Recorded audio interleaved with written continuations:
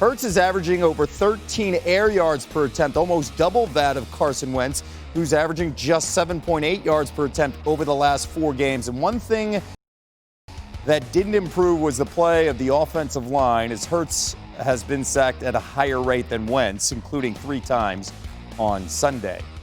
For much more NFL Live's Marcus Spears and NFL insider Dan Graziano joining us now in SportsCenter. Dan, what do the next 4 weeks mean now for the quarterback position here in Philly?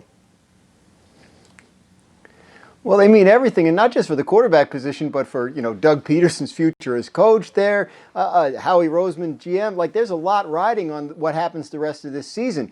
The possibilities are numerous, but, Jalen Hurts could go in there and play well, which would mean that for the second time in his short career, Carson Wentz has been outperformed by his backup in a critical situation. That's certainly not anything he wants for his career.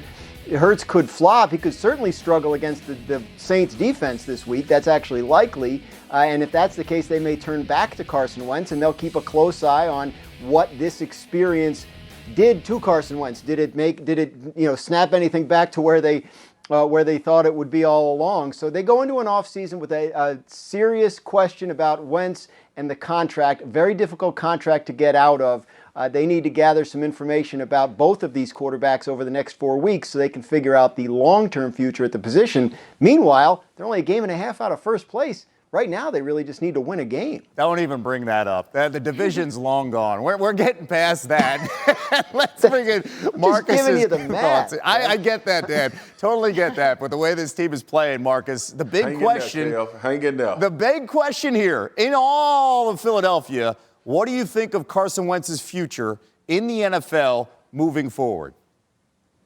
Oh, his future is bright. Listen, there'll be a number of teams, if it's not Philly, that'll look for Carson Wentz if that comes to that. But I don't think his future is over in Philly either. Barring Jalen Hurts doesn't come out here and light the world on fire. Jalen Hurts should have a legit shot and an opportunity to be the starter going forward. Carson Wentz played himself out of the position.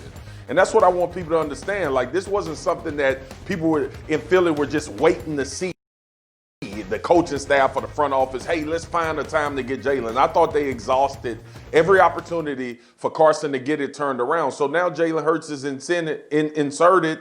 And if he plays well and earns the right to continue to have starts, then that's what it should be. That's the nature of the business. It's competition. When you're not playing up to what your standard should be or the team standard for you, they'll put in the guy that's backing you up to see if he can do a better job. So Carson is not done in the NFL by any means. He still can be fixed. He's still elite talent at the position from a physical standpoint. He'll be fine, but right now he needs to sit down. Dan, I know you mentioned math. You mentioned that big contract. Wentz's 4-year, $128 million extension kicks in next year. Fellas, thank you.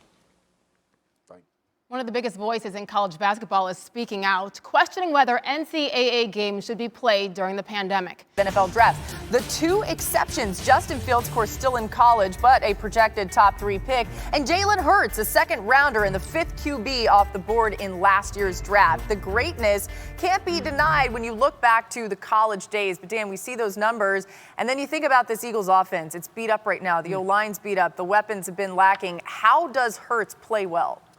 I think the first thing that they got to understand is he's an RPO-based or an RPO-excelling quarterback, but you're going against the New Orleans Saints that are great in playing man coverage. Man coverage shuts down the RPO. So if they're going to do a ton of RPOs in Philly, the run-pass options, they've got to build in man-beating pass concepts tied to it. That's number one. Number two, they got to add to the quarterback run game. Like, this offensive line is beat up, so that will help the math when it comes down to, okay, they got an extra person down to the football. We will go quarterback run. They're going to have to be willing to do that 8 to 10 snaps. Number three, they've got to make sure he gets out of the pocket a ton. Again, bad offensive line, but that's what he was really good at Oklahoma. That's where he really took off, was getting outside the pocket and throwing the ball on the run. So there's a way. I don't want everyone to judge Jalen on this weekend's game. Yeah. Like, this is a massacre. This unit for Philly is decimated. And they're playing against a fantastic defense. So they got to give him the month to really see what he is and what he can be.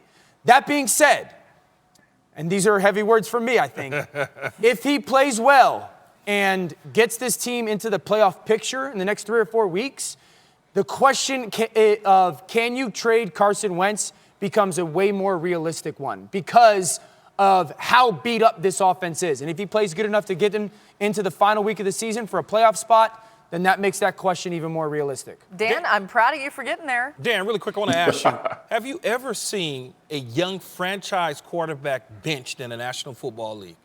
No, and it's a good question, Key. At least not in my recollection. I've also never seen a young franchise quarterback lead his team to the playoffs and then, the next year, like the very next year, fall off a cliff with his performance. And everyone knows that I believe that quarterback performance is tied to who's around you and what the coaching's like and all that stuff. And we've gone to nauseum of that not being great in Philly.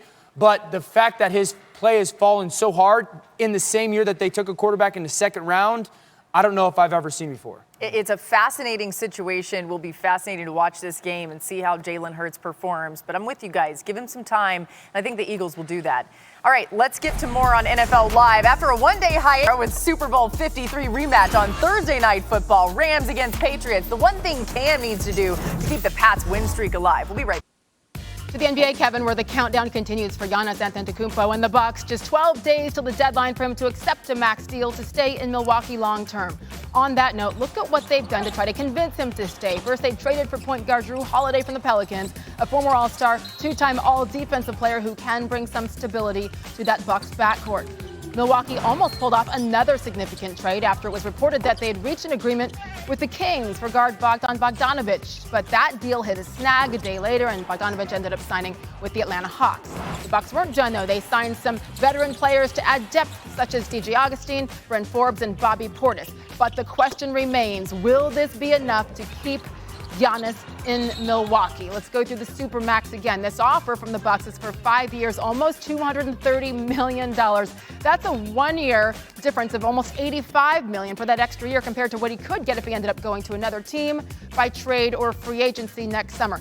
Again, if he does elect to become a free agent, that Supermax deal with Milwaukee would still be on the table. Giannis speaking today to the media for the first time since training camp began. Listen. Obviously, it's a big decision, as I said earlier, but I just try to focus in what I can do. This is not in my hands. The discussion is between my agent, John Horst, the Bucks ownership, and they're taking care of that. I'm not trying to speed up the process. I'm not trying to be involved in that. Obviously, it's something that stresses every player out. And as you said, this is on my mind, but it's not on my mind. I try to put it out of my mind. And you're the guys asking me these questions all the time. So you guys put it back on my mind. But as I said, they're going to handle those discussions. I'm going to handle what I got to do on the court. And everything's going to be good. How do you categorize these last 2 years? And do you look at this season as like a championship or bust situation for you guys? Obviously, everybody wants to win a championship. I'm not playing not to win a championship. I'm not playing to be second or third or fifth. Now I'm playing to be the best. Last year, we wasn't ourselves. What we showed in the bubble wasn't ourselves, and we wasn't even close to what we can do. Going into the season, our main focus, obviously, is the championship. But before even that, we got to get better.